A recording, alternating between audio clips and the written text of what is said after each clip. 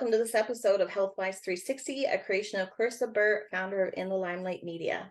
I'm your show host, Chrissy Cordingley, and you'll be able to see this interview on In the Limelight TV, which is distributed on Roku, Amazon Fire, Apple TV, and 100 other smart TV apps.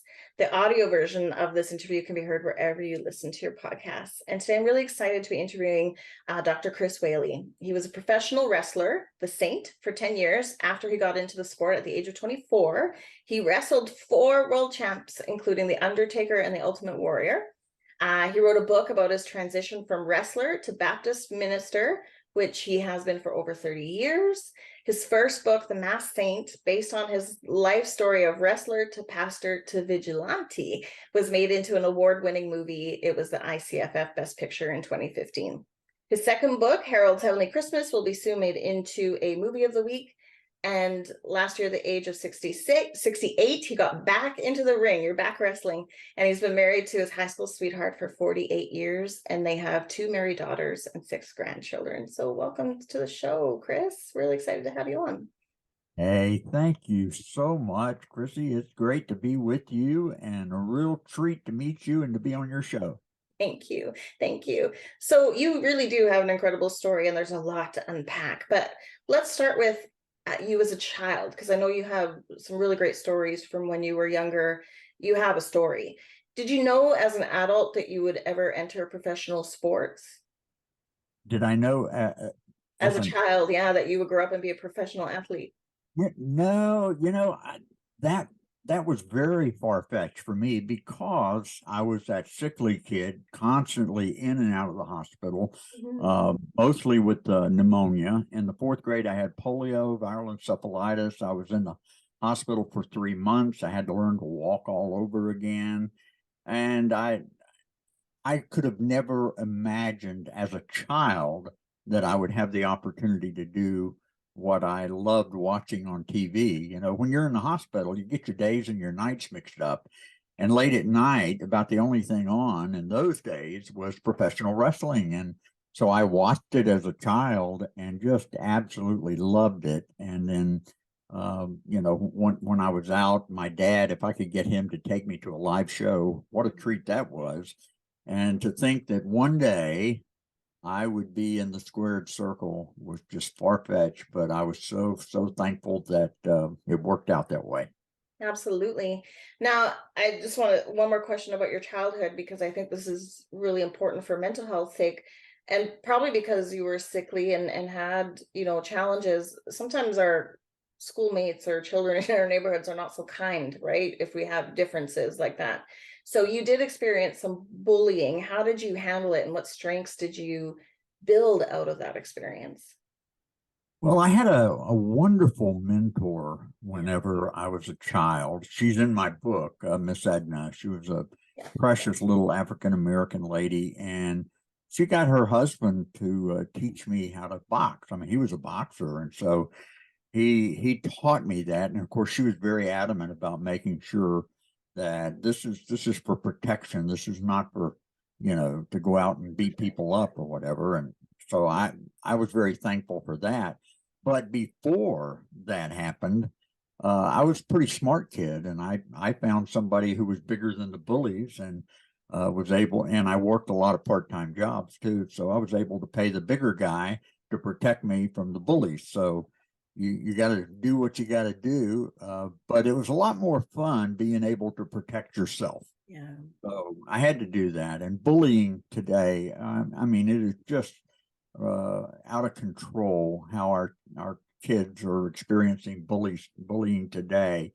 And I do everything that I can whenever I get the opportunity to speak and talk about bullying. And one of my closest friends, Mark Marrow, has a great organization called Champion of Choices, and he's doing a tremendous job of going into the schools and talking to kids about bullying and doing all that he can. So we have to work at it to make sure that it stops.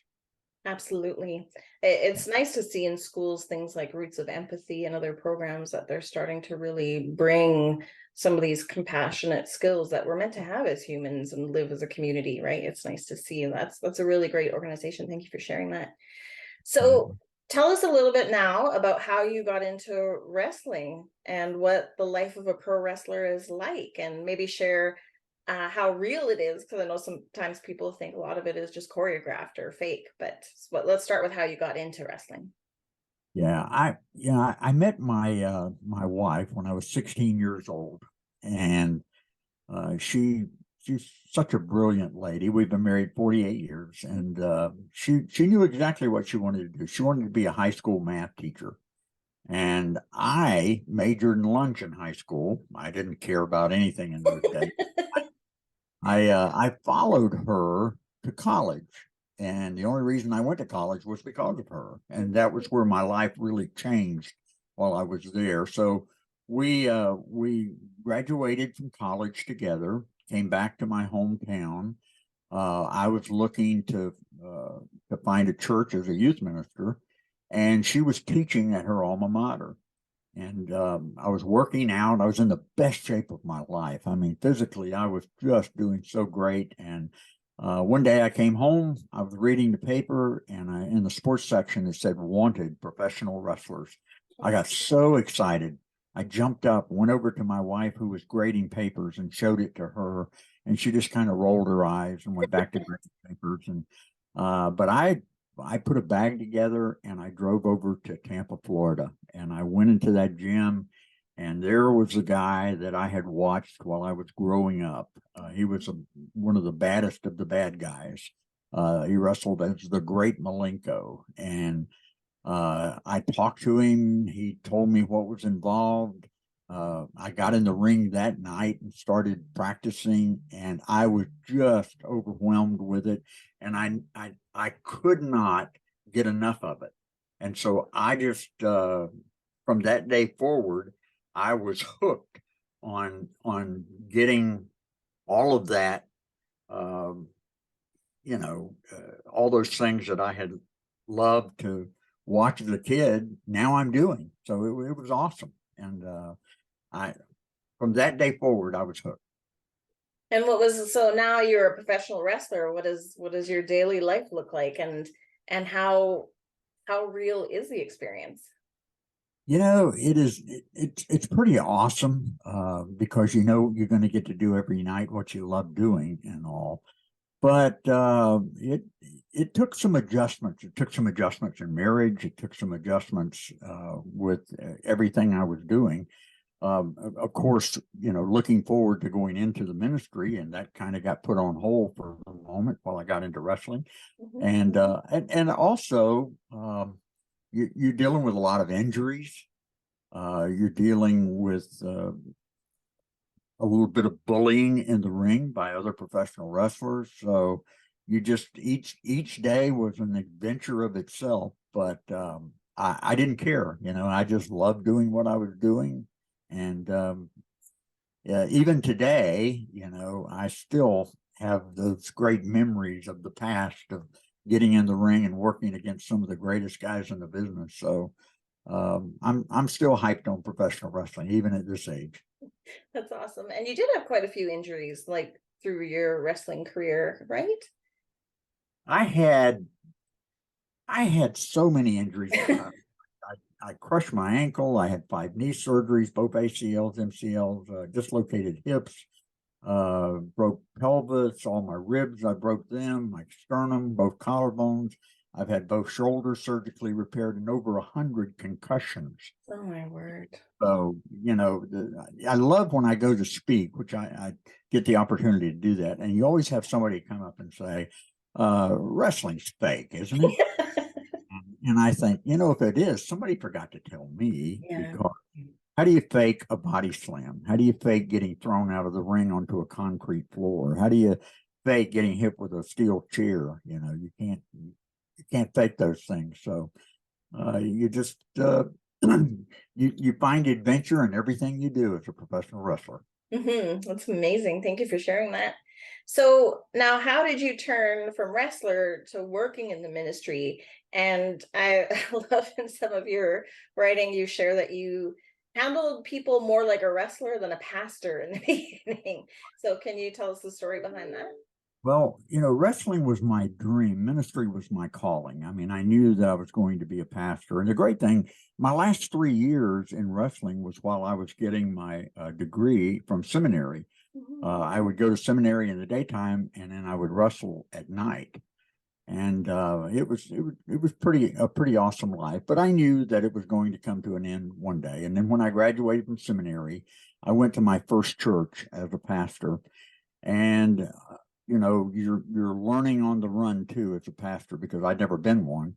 But then you run into I had this precious young mom of 2 children who came to our church, and she was very elusive. I didn't get to meet her or talk to her very much. And one day she came out of the service and took my hand, and she had sunglasses on. And when she took my hand, she had her head down, and tears started coming down her cheeks. And I lifted the sunglasses, and she had 2 black eyes. And it just infuriated. I mean, any man that would hit a woman is a dirtbag. And I was just infuriated when I saw it. I asked her, I said, who did this? And it was her husband. And I told her, I said, I'm going to go visit him. And she was, please don't, he'll hurt you. And I'm not worried about it. So I went to see him, and I called him out, and I said, I want to see how you do against somebody who's able to fight back.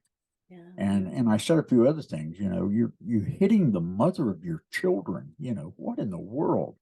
So we danced in the parking lot, and it was awesome. I was using professional wrestling in the ministry, and then I started having episode after episode after episode happen where I was handling things more as a professional wrestler than as a pastor, and that's ultimately what led to me writing the book. All I did was just put down the episodes that had happened, but each episode really had to do with a lesson that I'd learned while I grew up from Miss Edna. She taught me so many things, and so I was just fulfilling. She used to say, she'd quote Edmund Burke, "The only thing necessary for the triumph of evil is for good men to do nothing." And I had to do something. I couldn't just let those things happen. And so it was a different world back in those days. I mean, today, if I was doing that, I'd probably get shot. But in those days, you could handle them the way that I did, and I don't regret it. I mean, I would do it all over again, and even to this day, I can't stand bullying. And if I see someone, I'm gonna say something. I'm gonna do something, and usually because of Miss Edna, that I continue to do those things. That's so special. So share a little more about what's in the book and how it became a movie. Yeah, like I say, each chapter is really something that actually happened to me in my life, and the way that I handled it and became a Christian vigilante. But I loved a guy named Michael Landon. He had a great show on called Little House on the Prairie, and he had 2 girls. I had 2 girls. And then he had that great series called Highway to Heaven. Yeah, now, the great thing about those 2 TV programs was that you could watch them with your entire family and not be embarrassed of something. And I thought, after he died, no one was making good, moral, wholesome programs and putting them on TV. And so my idea was to make The Masked Saint into a TV series. But after the book came out, immediately I was contacted by a movie producer here in the Orlando area who had been the producer of the Teenage Mutant Ninja Turtle movies. But he called me in. He had just made a faith-based movie called Letters to God. So I talked with him, and matter of fact, I talked with him for about a year. They had a script written, everything. It was very exciting. And then all of a sudden he said, no, I'm not interested anymore. But during that time, I met a bunch of people in the movie industry and had more people contact me. And then one day I had this producer from Canada that contacted me, asked me if anything had been done with my book. And I said, no. He flew down from Canada. He flew down and met me at Disney World. Love it. and continued to work on it until one day he called me and said, "Hey, we're going to make your book into a movie." And I was just overwhelmed, hoping it would be a TV series, but it ended up being a movie. Who could have imagined something like that happening? It's incredible. And it was received very well, like at film festivals, it won awards. Yeah, Chrissy, the movie came out in theaters in January of 2016. And then in 2016, it was on Netflix for 3 years. And now it is on Amazon Prime. And so even though it was made 16 years ago, there's not a week that goes by that I don't have someone email me, message me on Facebook or Twitter or something saying, "Hey, I just saw the movie and I just wanted you to know how much I enjoyed it." And I have people that fly down here from all parts of the country just to meet me and to spend time with me and to ask me about it. Just a few weeks ago, I had this couple from Des Moines, Iowa, that flew down to meet me and to get a picture with me and to ask me all kinds of questions about the Masked Saint. So even though it's been some time, the movie is still making a big impact on a lot of people. What is it's obviously touching them in some way. What is the most common feedback that you get about how they're touched?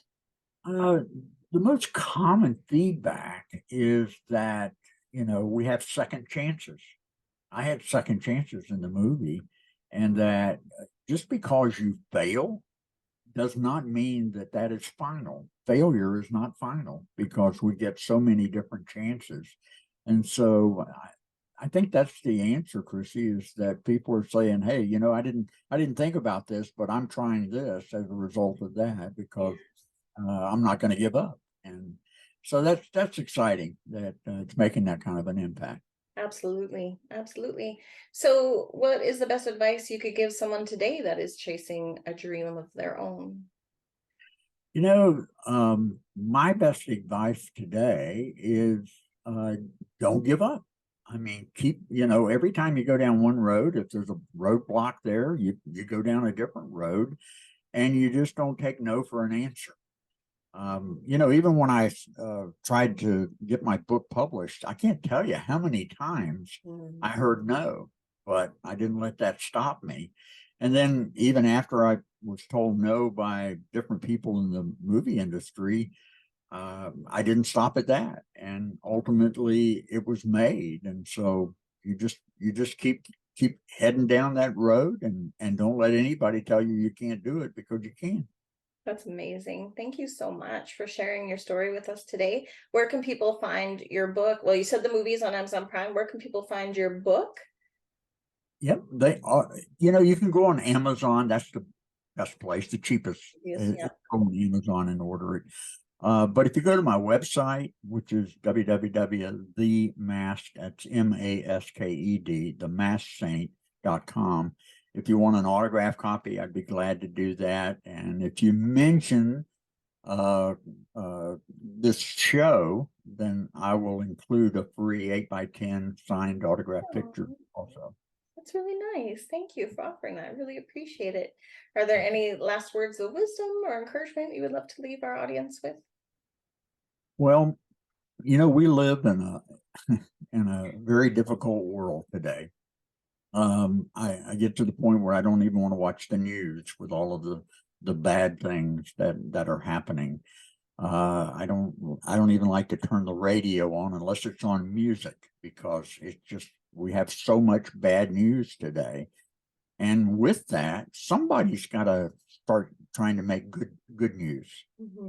And so that's my advice for your audience is don't let other people direct your path. You make a path that is going to make a difference. And I guarantee you're not going to regret making a difference in people's lives. And so just don't give up and keep going. Thank you. It's a perfect way to end. Thank you. Great advice. Hey, thank you so much. I appreciate this opportunity to be with you.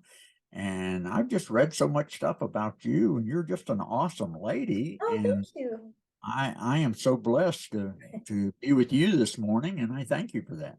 It's been my honor. Thank you.